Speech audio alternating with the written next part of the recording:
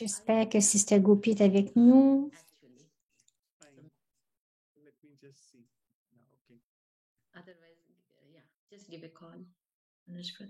I had called her. She will be there. Maybe she's joining. Yeah, okay. So in the meantime, let me just cover the two questions Donc, en attendant, maybe Yara will be a bit late if she joins a bit late. Just keep a track of her.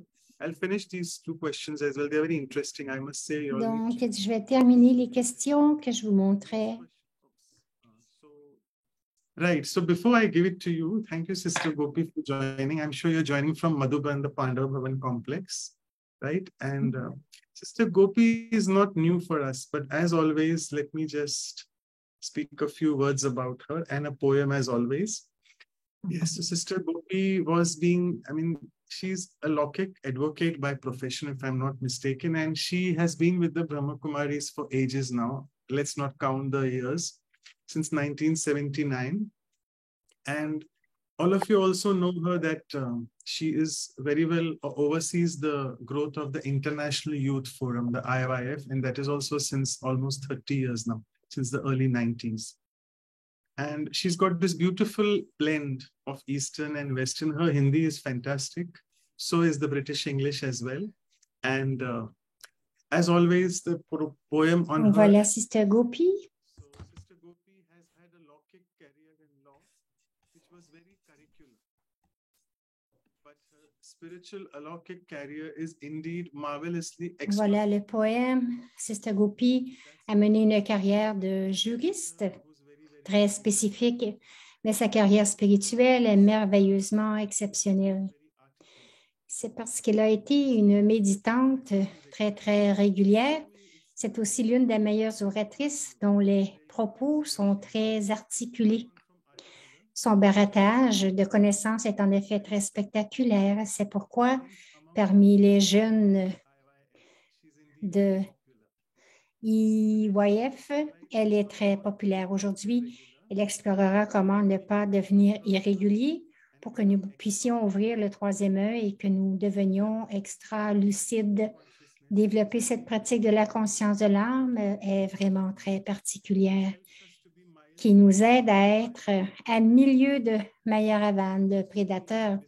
Avec le suprême à mes côtés en permanence, je peux devenir un sénateur spirituel et vaincre Maya en étant un puissant combattant. Et donc, elle va nous aider à développer ce muscle.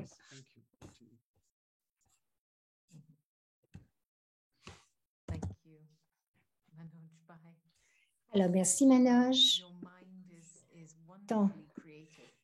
Ton esprit est très créatif. Et je dois faire une correction. J'ai étudié la loi, mais je ne l'ai jamais pratiquée. Je n'ai jamais pratiqué. Même dans le service du Yagya. Donc, j'ai utilisé ça pour le Yagya, alors que rien n'a été perdu. Je pense que lorsque je pensais à ce sujet, j'ai pensé à ma propre situation, comment peut-être que pour certains, ma vie peut apparaître irrégulière, parce que dans un pays pour quelques jours, un autre pays pour quelques jours, un autre endroit pour quelques jours. Je suis plus habituée de vivre dans mes valises et dans l'air au lieu de vivre plutôt que sur la terre. Et encore, malgré tout cela, il y a une régularité de la méditation du matin, l'Amrit Vela, donc la régularité aussi de l'étude spirituelle que je pense qui est très, très important. Ce sont des ancres tellement importantes. Il y a de la régularité autour de la nourriture. C'est comme à l'intérieur, vous allez manger, dormir. Vous avez de la méditation, vous étudiez. Et je pense qu'en Raja Yoga, il y a une très belle routine qui a été créé pour nous, basé sur les 4 piliers, la connaissance, le yoga, la dharana et le service.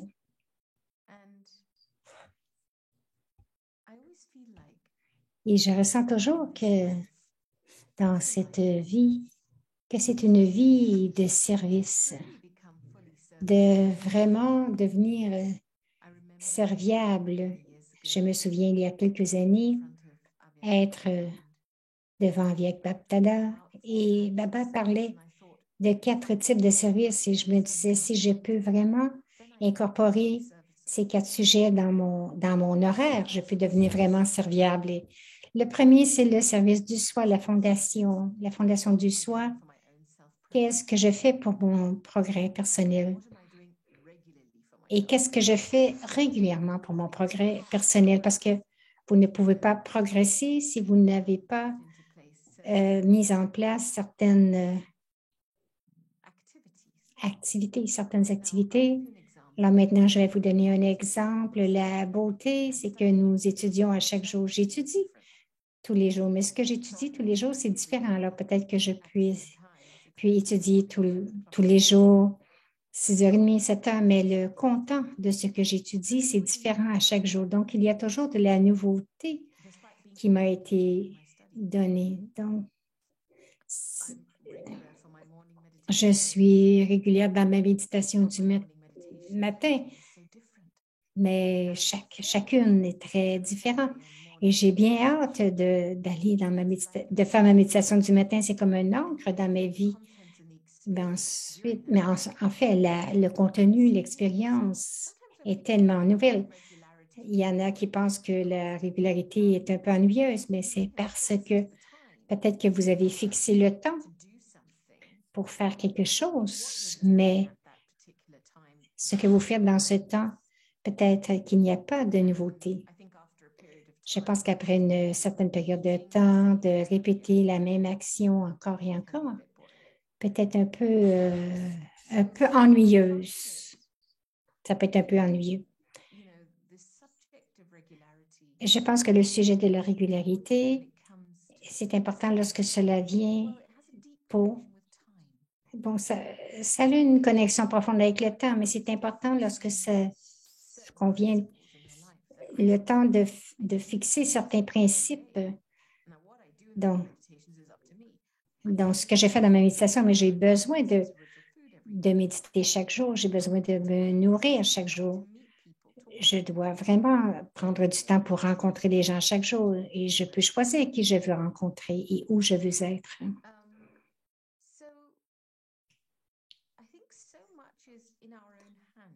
Je pense qu'il y a tant dans nos propres mains le progrès du personnel, c'est une forme du service. Un autre auquel je pensais, c'était le service du monde. Et c'est servir à travers vos connexions, vos relations, les gens dans votre vie. Est-ce que vous prenez du temps dans votre horaire journalier de connecter avec des âmes que vous n'avez pas rencontrées depuis un bout, de vraiment... C'est important de fixer un temps pour cela. Ça n'arrivera pas par lui-même, c'est pas magique. Quelquefois, vous pouvez penser que ah oui, je vais prendre le téléphone et je vais parler, prendre le temps de parler un peu. Parce que nous ne savons pas nous ne savons pas si la conversation spirituelle, où ça va nous mener.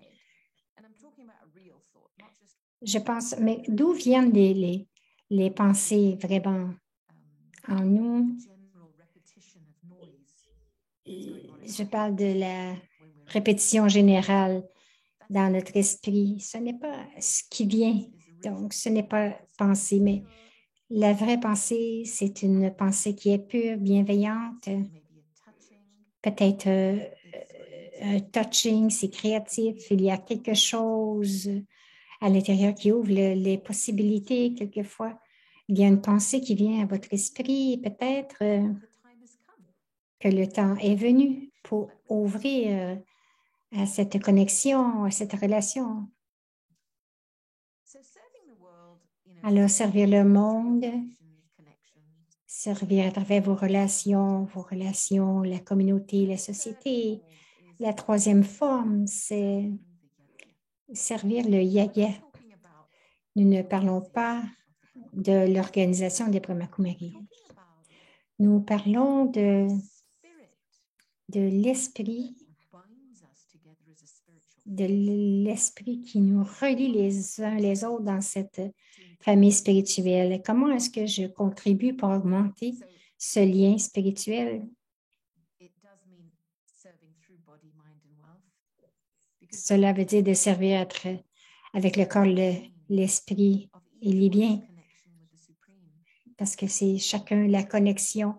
C'est notre connexion avec l'être suprême qui nous relie les uns les autres. OK, une partie, c'est peut-être qu'une partie, c'est de se lever, de laver, de faire la vaisselle. Oui, bien sûr, il y a beaucoup de gens qui sont volontaires dans l'organisation, mais servir avec votre esprit, qui est la forme complète de service, c'est vraiment de savoir.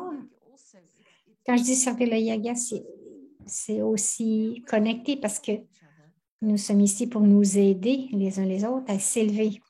Donc, si je génère de la résistance, de la négativité pour quelqu'un parce que je n'aime pas ce qu'ils ont fait, notre énergie va les atteindre et va créer une barrière pour m'empêcher de m'élever. Et donc, le compte karmique du retour, c'est que je ne serai pas capable de m'élever.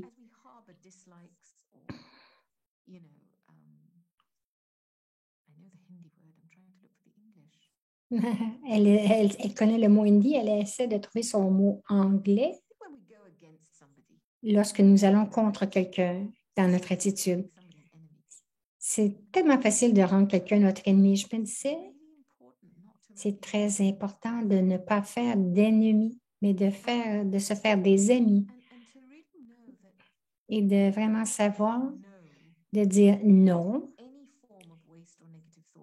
à n'importe quelle forme de pensée gaspillée ou négative dans mon esprit, parce que je ne crée pas d'obstacle ni pour moi ni pour les autres. Donc, le quatrième sujet, c'était le Mansa Seva, service par l'esprit, qui est vraiment de passer du temps en se connectant et se considérer comme une âme avec rien d'autre. Rien ne m'appartient. Créer un niveau de libération en premier lieu à l'intérieur et ensuite être avec Dieu. Parce que lorsque vous essayez avec Dieu dans ce niveau de liberté, alors vos vibrations vont aller très, très loin. On ne peut pas imaginer quelqu'un peut-être est à l'autre bout de la planète qui manque d'espoir. Et il ne sait pas d'où ça vient, vous n'avez pas besoin de savoir où ça va, mais vous renoncez vos limitations et vous vous asseyez dans cette libération de rien ne m'appartient. Cela vous permet d'être altruistique dans votre connexion avec Dieu. Nos liens, ce lien d'amour peuvent être très proches. Cela prend du temps aussi. Je me souviens dans les jours au tout début, lorsqu'ils ont commencé à faire le service à Oxford, Daddy Janky nous disait souvent, c'est important que vous preniez du temps dans l'après-midi, 4 à 4h30, 5h moins quart, de vraiment, lorsqu'il y a un nouvel étudiant, servez-le avec votre esprit. Donc, de soutenir les nouveaux étudiants avec votre esprit, vos bonnes pensées, vos pensées élevées. Lorsque je pense à une vie de service, donc c'est facile de devenir régulier. Mais si votre vie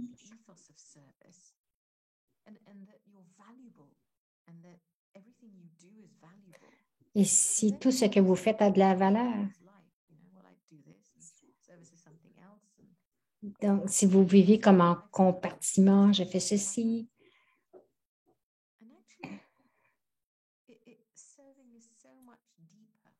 En fait, le service est tellement plus profond que seulement l'action elle-même. c'est de vous amener dans un niveau d'être dans ce que vous faites. Dans le sujet de la régularité, il y avait 3 mots avec lesquels je jouais: la constance, l'uniformité et la régularité. La constance, quelquefois c'est relié au caractère, au comportement, la constance dentaire, mais aussi cette harmonie de la conduite. Ici, nous sommes beaucoup de gens qui travaillent dans la même direction et chacun fait sa propre activité, mais nous harmonisons tous ensemble parce que nous nous déplaçons dans la même direction. Nous disons la même chose au même moment, au même endroit. Et quelquefois, l'uniformité, c'est comme de régner ou de gérer. Quelquefois, il n'y a pas d'harmonie, quelquefois, tout est pareil. Mais la régularité, c'est vraiment à propos de la façon que je le comprends du côté spirituel, c'est ma relation avec le temps. Le temps, les pensées et les actions.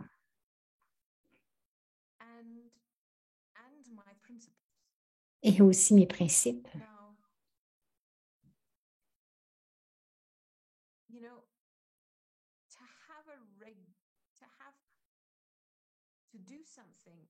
De faire quelque chose à un temps régulier, à la même heure dans la journée, c'est important pour les enfants. Donc, on les entraîne avec cela. Donc, pour leur donner un rythme aux enfants.